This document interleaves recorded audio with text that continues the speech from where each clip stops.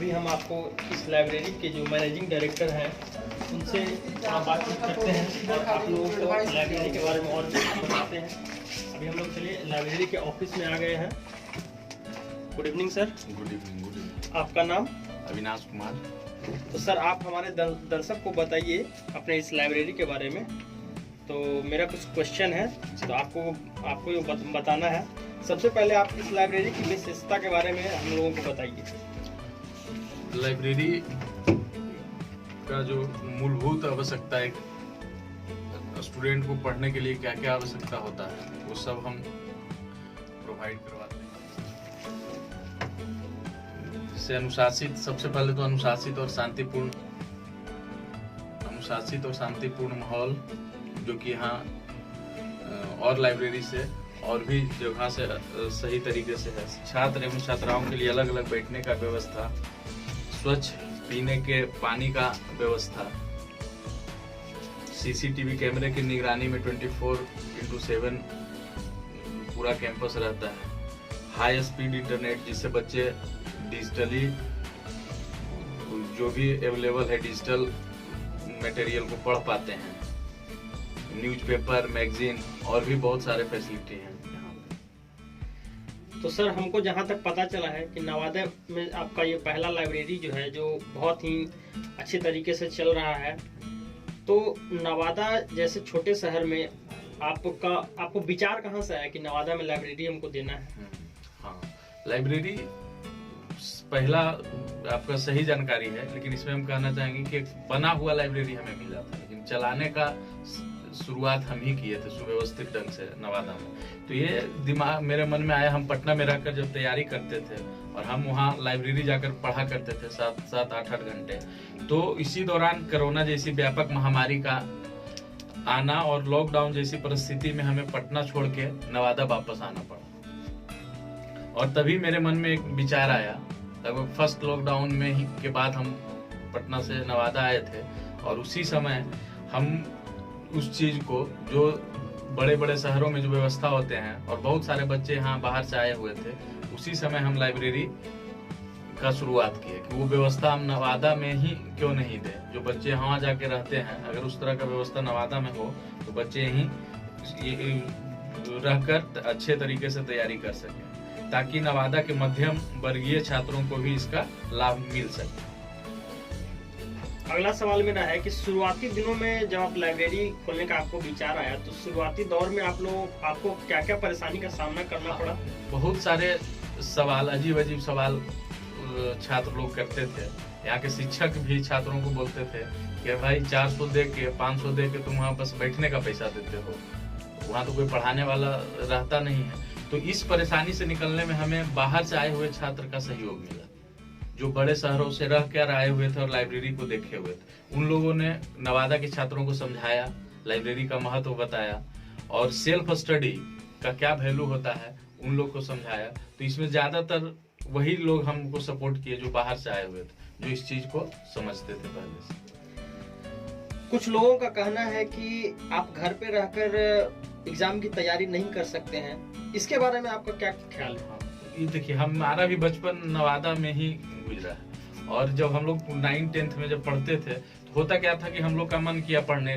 ज्यादातर लोग यहाँ फैमिली के साथ रहते हैं, सबका अपना घर है और उसमें होता क्या कि जब पढ़ने का मन किया तो कोई भी पेरेंट्स हैं उधर से बता दिए कि सब्जी लेके आ जाओ या कुछ भी वैसा उस तरह का काम, तो इसमें इन्वॉल्व होना पड़ता है ना चाहते हुए। तो इस चीज से अगर लाइब्रेरी में बच्चा अगर यहाँ बैठा हुआ है तो पेरेंट्स लोग भी सोचते हैं कि नहीं कहीं जाके बैठ रहा है, तो इस चीज से लाइब्रेरी आप लोगों को बचाता है। तो घर पे रह के है कि आप लगातार 1-2 घंटा पढ़ सकते हैं, लेकिन है कि 8 घंटा 7 घंटा और कंपटीशन आज जो कटअप देख रहे हैं आए दिनों एग्जामिनेशन का हाई चला जा रहा है, तो कंपटीशन बढ़ रहा है, तो इसमें इतने से काम नहीं चलेगा। घर पे रह के आप तैयारी कर सकते हैं, लेकिन एक जनरल मीडियम तरीके का तैयारी हो सकता है, लेकिन रिजल्ट के लिए लाइब्रेरी ही बेस्ट ऑप्शन है। आप हमारे दर्शक को अपने लाइब्रेरी जो है संकल्प लाइब्रेरी का पता बताइएगा कि ये कहाँ पे है नवादा? ये नवादा में हमारा जो लाइब्रेरी है ये RMW को एक कॉलेज है, राजेंद्र मेमोरियल वुमेन्स कॉलेज, उसके जस्ट पीछे महामाया होटल के कैंपस में है। और यहाँ एक और बता दे रहे हैं कि एक राधा कृष्णा टाइपिंग बहुत ही पुराना टाइपिंग सेंटर है, बहुत बच्चों का यहाँ से रिजल्ट होता है, तो उसी के कैंपस में है। चलिए बहुत बहुत धन्यवाद, हमारे दर्शक काफी प्रोत्साहित करें। 2 साल आपके लाइब्रेरी का हो गया है, तो क्या क्या बच्चों को बेनिफिट हुआ है इस 2 साल में? मेरे नज़र से तो बहुत बच्चे इससे लाभान्वित हुए हैं, और ऐसे इसका बेहतर जवाब हम चाहेंगे कि कुछ छात्रों से आपको मिलवाएं, वे ही देंगे। यहाँ कुछ छात्र हैं बाहर में, चलिए आप मिलवाते हैं। ये बहुत स्टार्टिंग से ही मेरे साथ रहा है और अभी CGL मेंस का प्रिपरेशन कर रहा है, और भी रेलवे NTPC में भी इसका रिजल्ट है, और बताएगा कि क्या फायदा हुआ। आते हैं और दूसरे को बढ़ते हुए देखते हैं, तो उससे अपने अंदर एक ऊर्जा का संचार होता है, और उसको देख के लगता है जब सामने वाला पढ़ रहा है तो हम क्यों नहीं पढ़ें। ये चीज़ बहुत फ़ायदा करता है हमको। दूसरे को जब हम देखते हैं तो उससे हमको और ज़्यादा मोटिवेशन आता है कि जब कोई काम वो कर सकता है तब तो हम क्यों नहीं करें। हाँ, आपके जो अभी मतलब तत्कालीन प्रेजेंट में जो रिजल्ट आए हैं उसमें लाइब्रेरी का क्या योगदान रहा? सर, यहाँ आने से सबसे पहले तो हमको एक ग्रुप मिला, जिससे कुछ हमें जो कमियाँ थी, कुछ लड़कों में वो कमियाँ नहीं थी, तो उन्होंने मुझे बताया कि आप में ये कमियाँ ये दूर करिए। तो सबसे बड़ा रोल तो यही रहा कि हम मेरी कमजोरी के बारे में ये है, आप अगर इसलिए हम आपको थैंक यू बोलना चाहते हैं कि फीस के बारे में सर कभी नहीं बोलते हैं। अगर हम लोग जैसे गरीब घर से आते हैं तो थोड़ा और दिक्कत भी होता है। तो सर मैं इनका भी रिजल्ट अभी NTPC में फिलहाल हुआ है, और ये बताएंगे कि इनके रिजल्ट में लाइब्रेरी का क्या योगदान रहा। भाई मेरा प्रणाम है, और जैसे लास्ट हमारे भैया बड़े भैया बोले हैं कि यहाँ आने से बहुत फ़ायदा है। हमने लास्ट 6 मंथ से जुड़े हैं, फ़ायदा तो दिख रहा है, जो हमें कमी था वो करिए। और मतलब यहाँ लाइब्रेरी में कि यहाँ का वातावरण बिल्कुल साफ़ सुथरा और शांति प्रिय है। यहाँ पे मतलब सभी लोगों को पढ़ने का माहौल मिलता है, जो कि घर पे या कहीं नहीं मिल पाता है,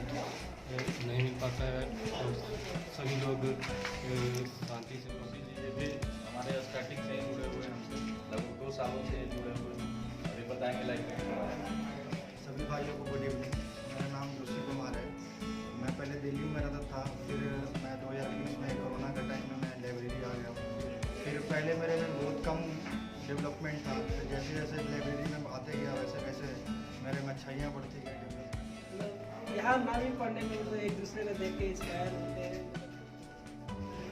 मैं पटना में पहले पढ़ता था, फिर मैं नवादा आया तो मेरे कुछ दोस्तों ने बताया कि अविनाश सर लोग आते हैं, दूर दूर से भी लोग आते हैं, यहाँ पढ़ते हैं, और यहाँ 24 घंटा सुविधा। और हमारे बड़े भैया भी यहाँ रहते हैं, बहुत लोग हेल्प करते हैं, पढ़ने में भी हर एक चीज़ में हेल्प करते हैं। अविनाश सर गार्जियन जैसे भी हेल्प करते हैं, और यहाँ सारा सुविधा है, बहुत अच्छा लग रहा है यहाँ।